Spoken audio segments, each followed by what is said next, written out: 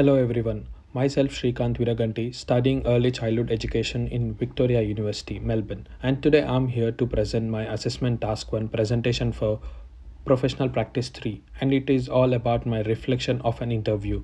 The person that I've interviewed was early childhood teacher and now serving as the manager of Little Royal Early Learning Center with 42 children aged from birth to 5 years. Here is the list of questions that I've asked her for my interview.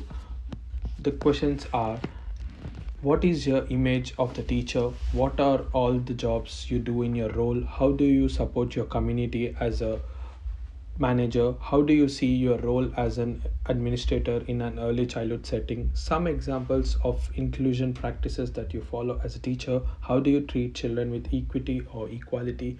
Which styles of leadership do you follow, and which styles do you suggest would be better with family, children, and staff? As an administrator, do you follow advocacy or activism, and which do you suggest for educators? Here are the list of some key takeaways from the interview: trust, safety and well being, creativity and adaptability, equity and diversity, respect, empathy, inclusion, advocacy and activism, equity, collaborative leadership, children rights, joyful, committed. When it comes to the first question, when I asked her image of the teacher, she stated that in her opinion a teacher is a guide who has an ample knowledge on laws, child rights, standards, learning outcomes, safety, and also who loves to blend into children to facilitate them to learn and develop overall. Teacher is also responsible for creating an inclusive environment for the children and make them feel belonging.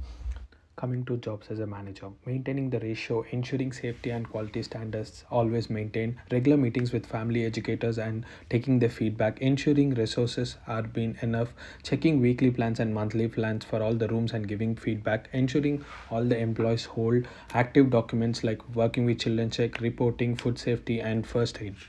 He also stated that feedback, suggestions, and needs of a parent is valued. Everyone is valued and respected no matter which backgrounds they come from. Parents and teacher gatherings from like workshops, professional meetings, events, and cultural events have been also included to support the community. When it comes to roles as an administrator, she added flexible and spontaneous, ample knowledge on everything, acceptance, transitions between leadership styles, advocating the employees, building trust and transparency between children, staff, and families, guiding, training, and supporting educator, and also smooth flow of management and execution are the roles that she every day does in the center. And here are some of the inclusion practices that center follows: setting up the inclusive environment as it helps to overcome the barriers of children with special needs, speech delay, and different culture, and strength based approach to support each and every child, one-to-one sessions to understand the child better, providing educators knowledge of other language and some basic sign language. And when it comes to treating children, she said that they follow equity all the time because every child is unique, and sometimes she also said that they will also follow equity to treat children in some particular activities and events. When it comes to leadership styles, she said that she follow three styles of leaderships. When it comes to children, I follow style of asking their interest and asking them, do you like? And when it comes to staff, I will respect their views first, and if I have better idea, I do say consider my views. And when it comes to family, I give them first importance, so it is a mix of styles of leadership. When it comes to advocacy or activism, she said generally she follows advocacy with staff and activists sometimes when the staff has some common problem, and she acts activist on behalf of them.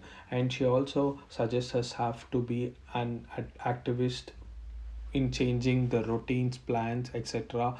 And all the time she suggests her educators to be advocating with children. Some of the points that I agree with her is child safety comes first, training staff new languages and skills, equity as well as equality, educators as activists. And the things that surprised me and something that will influence my practice in future are encouraging staff to act as an activist and transition between leadership styles has surprised me a lot. And when it comes to influencing some practices in future, strength based approach was the thing that stood up, and I will look up to it further in my practice. Thank you so much for having me here and listening to my presentation. A big thanks to the mentor who gave me interview, and a big thanks to all for watching my interview. Thank you.